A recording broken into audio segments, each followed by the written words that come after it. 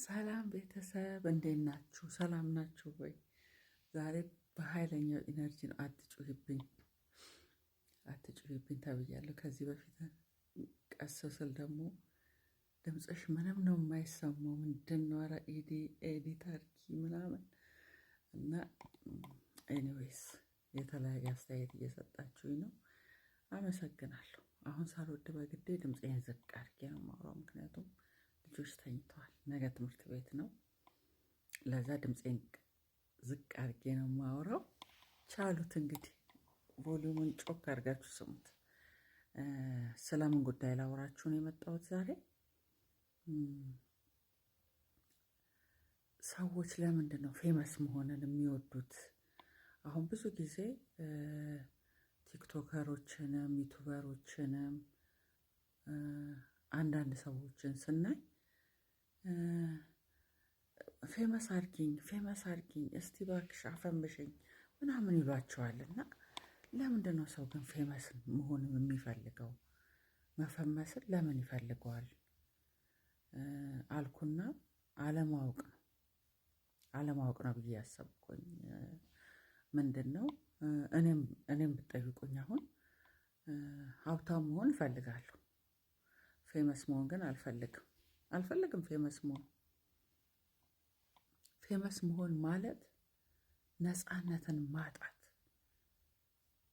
ነፃነታችሁን በቃ ለሆነ ሰው ሰጥታችሁ እናንተ እንዴት ነው አሁን ለምሳሌ በቃ በሆነ ሰው ቁጥጥር ስር ውስጥ መዋል። ነፃነት የላችሁም ፌመስ ስትሆኑ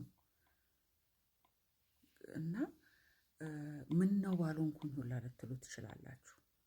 ሀብታም መሆንና ፌመስ መሆን ይለያያል። ብዙ ሀብታሞች ፌመስ ላይሆኑ ይችላሉ፣ ጭራሽ ላታውቋቸው ትችላላችሁ። ገባችሁ? ፌመስ ሁሉ ደግሞ ሀብታም አይደለም። አያችሁ ልዩነት?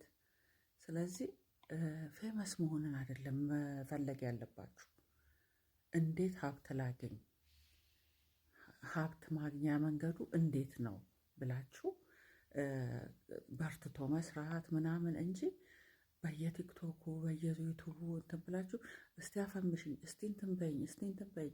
የስ የሆነ እንትን አለው የሚያመጣላችሁ እድል አለው። ለምሳሌ የሆነ ማስታወቂያ ልትሰሩ ትችላላችሁ ምናምን፣ ስማችሁ ይዞ የሚመጣው ነገር አለ። ፌመስ ስትሆኑ የስራ እድል ሊከፍትላችሁ ይችላል በማስታወቂያ በምናምን። ከዛ በኋላ ግን ነፃነታችሁን ነው የምታጡት። ነፃነት የሚባል የላችሁ። ስለዚህ እኔ የምመኘው ሀብታም መሆን፣ ለታናናሾችም ለማንም የምመክረው ሀብታም መሆን እንዳለባቸው በርትተው ሰርተው እንጂ ፌመስ መሆን እንዳለባቸው አይደለም። ፌመስ መሆን ከጥቅሙ ጉዳቱ ያመዝናል። እንደ ልባችሁ መኖር ነው የምታቆሙት፣ እንደ ልባችሁ። የሰው ልጅ ደግሞ ምንድን ነው ነፃነቱን ይፈልጋል። አሁን እስር ቤት ለምንድን ነው እስር ቤት በጣም የሚጨንቀው ሰውን? እስር የሚለው ቃል ስለሚያስረው ነው። ገባችሁ? እስር የሚለው ቃል ለራሱ የሆነ ተጽዕኖ አለው። በቃ እስር እዛ ውስጥ ሜቢ እኮ ገባችሁ? የምትመገቡት አንዳንድ ሰዎች በተለይ የሚመገቡት መኖሪያ ቤታቸው ከሚመገቡት በላይ እዛ ሊመገቡ ይችላሉ። መኖሪያ ቤታቸው የሌለ ነገር እዛ ሊኖር ይችላል። ግን ስሙ እስር ስለሆነ በቃ እስረኞች ናቸው። ልክ እንደዛው ፌመስ ስትሆኑ በቃ እስረኛ ናችሁ። እስረኛ እንደ ልባችሁ ነጠላ ጫማ አድርጋችሁ የሰፈር ሱቅ መሄድ አትችሉም። እንደ ልባችሁ ሽሮ ቤት ገብታችሁ መብላት አትችሉም። ታክሲ መሳፈር አትችሉም። እንዴ አንተ ታክሲ ትሳፈራለህ እንዴ ምናምን ትባላላችሁ። የኢትዮጵያ አርቲስቶች በጣም ይሸማቀቁ ነበር። ኢንተርቪው ላይ በጣም ሲያወሩ ሰማቸዋለሁ። ታክሲ ስንጠብቅ መኪና የለህም እንዴ እንባላለን ምናምን ብለው እና ደግሞ ጂጂ ሽባባው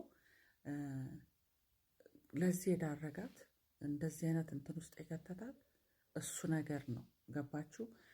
ዶክተር ወዳጄነ ሲያወራ ሰምቻለሁ።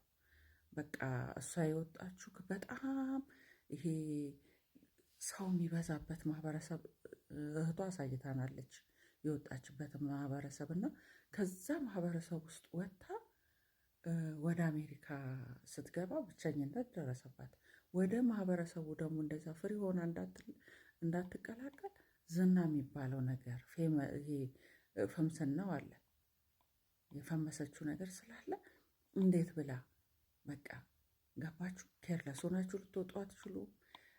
የፈለጋችሁ እኔ አሁን ሰፈር ውስጥ ብታዩ አንዳንዴ ፌመስ አለመሆኔ በጣም ጠቅሞኛል። የእውነት ለምን መሰላችሁ እንደዚህ ያልኩት? ሰፈር ውስጥ በጣም ቡትቱ ሆኜ እንዴት ልበላችሁ፣ አሁን የሆነ ነገር እየሰራው ከሆነ የሆነ ነገር ካስፈለገኝ ተነስቼ እንደዛው ነው የምወጣው። በፒጃማ ሊሆን ይችላል፣ በነጠላ ጫማ ሊሆን ይችላል። ፀጉሬ እንደተጨፋረረ ሻሽም ካሰርኩኝ ሻሽን አስሬ የሆነ ነገር እንደሆን በቃ በኋላ ባዝ አረጋለሁ። ኤክሰርሳይዝ ከሰራው በኋላ ባዛር ታጠባለሁ ብዬ ካሰብኩኝ ታጥቤ ተሽሞንሙኝ ምናምን አልወጣም። ሾፒንግ የሆነ ነገር አድርጌ እወጣለሁ። ፌመስ ብሆን ግን ያንን ማድረግ አልችልም። ያየኝ ሁላ ግማሹ ፎቶ ላይ ያነሳኝ ይችላል። ገባችሁ? ከዛ ይለቀዋል ማህበራዊ ሚዲያ ላይ ይለቀውና ከዛ መነጋገሪያ እንዲሆነች ያ ነገር ተጽዕኖ ያመጣባችኋል። የሆነ በቃ አሁን እኔ ቆቆር በጣም ነው የምወደው። ቆቆር በሻይ ምናምን ሻይ ቤት ምናምን ባልፍ ሳገኝ እንደፈለኩኝ በቃ ደስ ብሎኝ እነዚህ ከጎዳና ተዳዳሪዎችም ጋር ከምንም ጋር ደስ ብሎኝ ልበላ እችላለሁ። ገባችሁ? እንደፈለኩኝ በቃ ላጉርስሽ ቢሉኝ ልጎርስ እችላለሁ። ፌመስ ስትሆኑ ይሄ ሁላ ነፃነት የለም። የነፃነት አየር አትተነፍሱም። ስለዚህ ሀብታም መሆንና ፌመስ መሆን ይለያያል። ፌመስ ሆኖ ድሃ አለ። ድሃ ሆኖ ፌመስ አለ። ስለዚህ በብዛት ስለማይ ነው። ብዙ ጊዜ የሆነ ቦታ ትሄዱና ቤታዮም ጋር ትገቡና አፈምሽኝ እስቲ፣ ሀቢባም ጋር ትገቡና እስቲ አፈምሽኝ፣ እንትና ጋር ትገቡና እስቲ አፈምሽኝ። መፈመስ ምን ይሰራላችኋል? ሀብት ለማካበት ሀብት ያዙና መፈመሱ ይቅርባችሁ፣ ይቆያችሁ። ምንም ጥቅም የለውም። የእውነት እናንተ ሀብት ካገኛችሁ ማስታወቂያው ስለምን ትሰሩታላችሁ? በቃ ሀብት በራሱ እየመጣ እኮ ነው አይደል? ስለዚህ ፌመስ መሆን ብዙ የሚያሳጣችሁ ነገር አለ እንጂ የሚያስገኝላችሁ ጥቅም የለም። ያን ያህል ኢገር አትሁኑ ልላችሁ ፈልጋለሁ። እና በጣም ልዩነቱን እንትን ብላችሁ እንድታውቁ ነው፣ ልዩነቱን እንድታዩ ፈልጋለሁ። አሁን የሀገራችንን እነዚህ ታዋቂ ሰዎች እስቲ በሀሳባችሁ እንትን በሉ። ፌመሶች ናቸው። አሁን በህይወት ስለሌለ እስቲ ላንሳው። ማን ነው ስሙ? ባቡጂ። ትክክለኛ ስሙ ማን ነው? በእናታችሁ ረሳሁት። ባቡጂ አሁን ፌመስ ነው አይደለ? በጣም ፌመስ ነው፣ ግን ብር የለው፣ ድሃ ነው። ቲጂ አገልግል፣ ኧረ ብዙ አሉ። እንደውም የሀገራችን አርቲስቶች ብዙዎቹ ፌመስ ናቸው እንጂ ብር የላቸውም። አሁን የመጡት አዳዲሶቹ አርቲስቶች እንጂ የድሮዎቹ፣ በተለይ የድሮዎቹ እነሱ አሁን ፌመስ ናቸው፣ ግን ብር የላቸውም፣ ሀብታም አይደሉም። ስለዚህ ሀብትና ፌመስ መሆን ይለያያል። ሀብታም ሆኖ ደግሞ ፌመስ ያልሆነ አለ አይደለ? አንዳንድ ሰው ኢቨን ሀብታምነቱን በምንም አታውቁም። በጣም ሲምፕል አለባበስ፣ በጣም የሆነ ነገር ለብሶ ነው የምታዩት። ኢቨን በልብስ እንኳን እንዳትለዩት፣ በጣም ሲምፕል እና ብሩን ሲያወጣ የዚህ ቤት ባለቤት ነው ስትባሉ፣ የሆነ የሚይዘውን መኪና ምናምን ስታዩ ነው ብር እንዳለው የምታውቁት። እና ለይታችሁ ወቁ።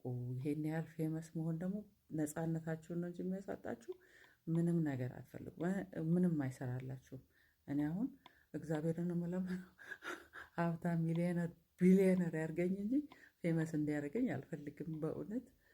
እና ይሄንን ልላችሁ ነው የምፈልገው። ስላዳመጣችሁኝ አመሰግናለሁ። ባባይ